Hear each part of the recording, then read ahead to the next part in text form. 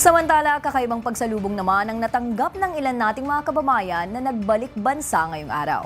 Si Eugene Fernandez, una sa balita. Eugene? Nadj, pinangunahan ni Pangulong Ferdinand R. Marcos Jr. ang ginanap na taunang pamaskong salubong para sa mga bagong bayani ng bansa.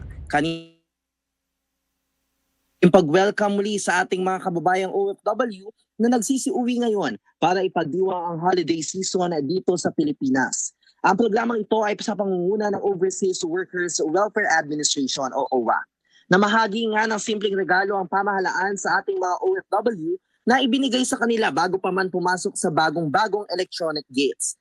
Speaking of e-gates, isa nga rin po sa tila regalo sa mga OFW na nagsisiuwi. Lalo pa at mas madali na at mas mabilis ang proseso ng immigration na pabaliman o paalis ng bansa. Ayon sa Pangulo, isa nga ang mga OFW sa mga tinutukan nila ng gawin ng mga improvement na makikita ngayon sa NAIA. These changes were designed with our OFWs in mind. Ang ating mga OFW, ang ating mga bagong bayani, ang patuloy na nagdadala ng dangal sa ating bansa.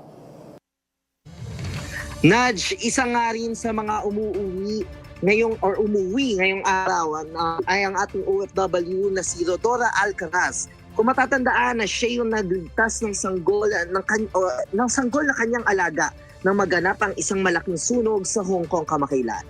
Nauna sa balitang totoo at laging bago, Eugene Fernandez ng IBC News para sa Alauna sa Balita ng Congress TV.